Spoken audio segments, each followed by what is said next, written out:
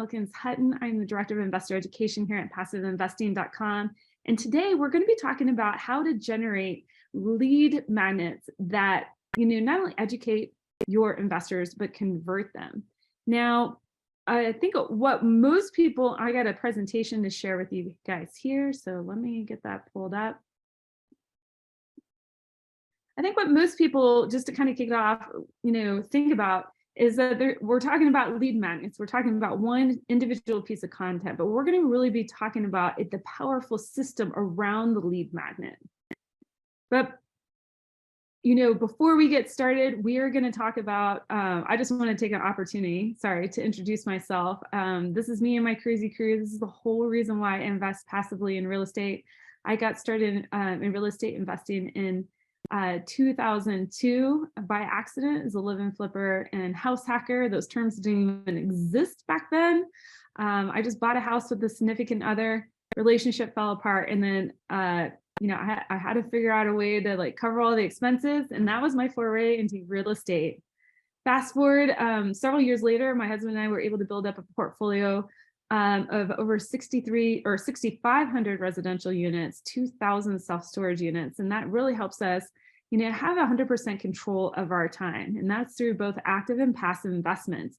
But along the way, what I have been able to do is work in, private equity and, here at PassiveInvesting.com and with other partners of PassiveInvesting.com. And what I'm going to impart to you today are some keys around how I was able to help a group grow by co-syndicating 26 assets, 3xing their investor list, and 19xing their investor capacity to invest. And again, just some quick stats here at PassiveInvesting.com. These things that I'm telling you today work. All right. Now, I know we're going to focus specifically on lead magnets, but this is a part of a five-step must-have system, okay? And really systems is what helps us. If we can think in terms of systems as rather kind of like haphazard marketing ideas, systems is what's really going to help our investors convert. Now there's 5 must-have systems, okay? There's the spider webbing system, the lead magnet system, which is what we're going to focus on today, the get to know you system, the onboarding system, and the nurture system. Now, last presentation, which I believe I did back in August for MFIN. We can find that link and drop it in the chat perhaps. That was over the spider webbing system. So now we're kind of moving on to step 2. But why have systems? Okay, again, they help you stay consistent and persistent and close that conversation naturally with your lead or investor base. And the combination of these systems supports your entire investor journey, their investor experience. Okay, and keep them wanting to come. You're continuing to invite them back into your world again and again and again. I don't know if you guys ever read, I guess it was put out about, probably 10 years ago now, a Harvard Business School did a journal or study on how many times it takes for somebody to buy, and it's 7. They have to encounter your brand a minimum of 7 times before they buy. And it's no different when we get into private investing. Now, again, remember, I already mentioned that we already covered the spider web lead system. Okay, that's how you're going to trickle content out there to get people attracted to you, to get to know your brand. If you want that webinar, make sure to reach out to us and we can share that link with you. But I'm going to listen before we dive into the content around the lead system. Does this situation sound familiar with you? You're listening to a webinar, and the interviewer, at some point in time, at the beginning or the end, they ask the person, the interviewee, where can people find out more about you? And then you hear the interviewee, maybe that's been you, say, you can find me on Facebook, LinkedIn, my website. Oh, and I got a book over here on Amazon, right? I don't know about you. Just think about it. If you were the listener, what just happened? You probably checked out. And why is that? It's because you were given no clear direction on how to connect with that person. It wasn't clear, it wasn't consistent, it wasn't easy. You just sent that listener in 5 different directions and expected them to land on one thing that resonated with them. Now, just as I say this argument, there are people that will counter Acme and say that you got to be everywhere. You do, but that's for a different reason. But we're talking about if we're funneling people into your lead system towards your lead magnet, you have to give them one clear direction and action, because a confused mind does not buy. Plain and simple. A confused mind will never buy.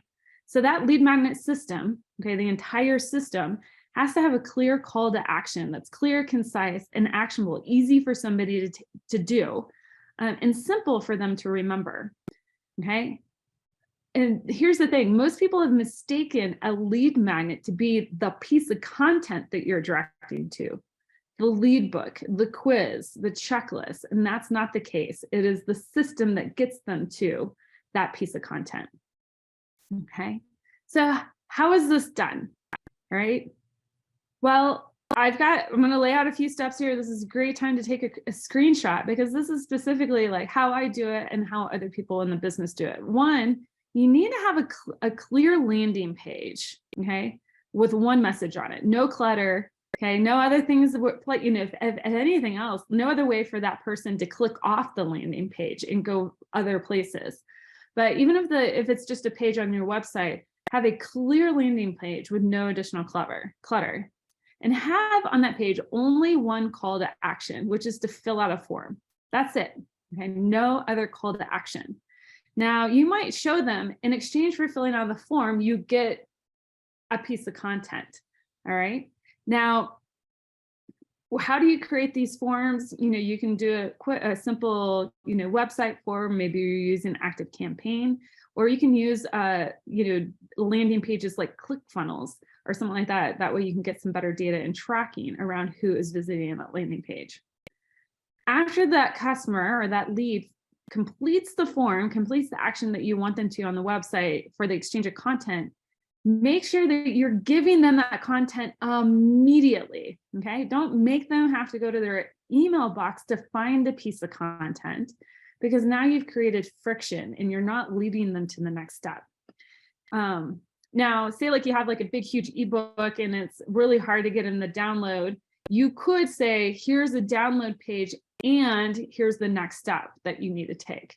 That is viable, but you know, whatever you do, make sure you deliver that piece of content immediately. Guys, we're living in the Amazon world. We expect to place our order at 8 a.m. and it be on our doorstep by 5.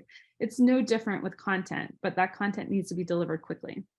The piece of content has to be valuable, non-committal, and quick to digest.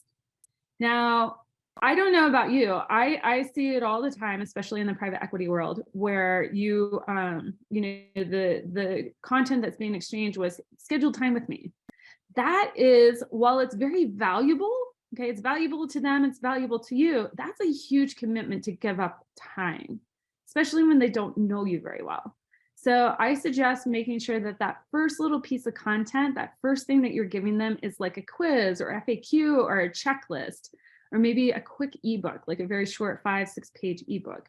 All right, something very quick to digest. Now you can go ahead immediately after delivering that content, show them your calendar. That's fine. But you know, people, you know, data shows us that they're going to actually enter their information in exchange for an item rather than exchange for getting on your calendar. Now, step 5, make sure to resend that information in a follow-up email sequence, helping them digest. Now, that first email is like, hey, you signed up for the list. Here's your download.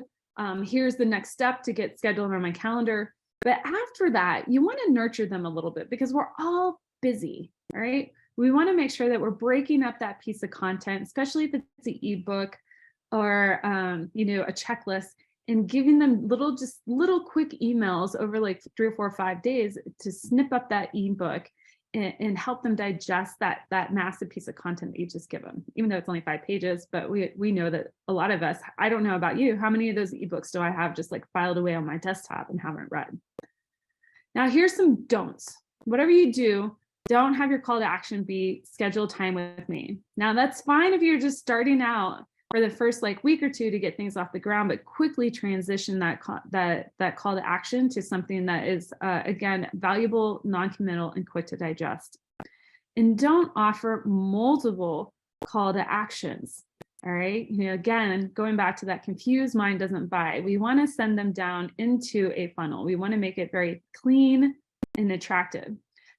So I always make the analogy, like if you go to a restaurant and there's 10 items to order from for dinner versus if you go to a second restaurant and there's 50, which one are you probably going to spend more money at and probably have a better experience? Is that the restaurant where you only have 10 items to order from, right? You might have to modify one dinner platter just a little bit, maybe you've got an allergy or whatever, but it's easier to order than if you have one of those big, massive menus to order from. Same thing goes here. We want to make sure that we're giving them limited choices, okay, making their lives easier.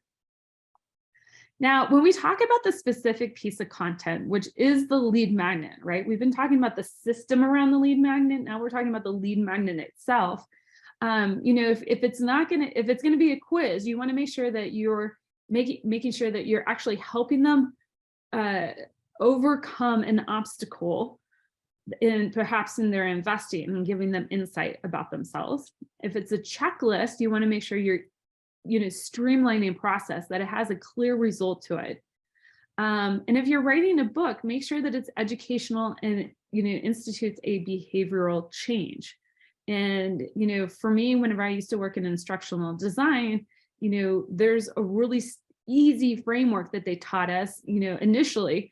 There's a lot of bells and whistles you can put into a lead magnet, but, if you just want it there's 3 things that you have to answer for somebody in this order: what it is, why is it important that they listen to you, and then how to do it, right? And then remember that lead magnet, that piece of content should also have a call to action in it, which is the next step in the process, which for most people in this space is going to be hop on a call with me. All right. But again, just like every other point in this process, you want to have one call to action so a confused mind doesn't just, doesn't buy and just kind of leaves your funnel. So let's go back to an example, right? Like we're back on this webinar, we're back in a meeting, speaking to people. Where can people find more about you? Well, now you can speak from a place of confidence and be like, you can find me at, X website where I have this piece of content that you can only get there.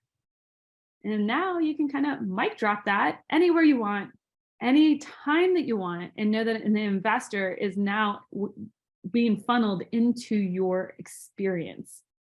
All right, guys, this is your invitation to action.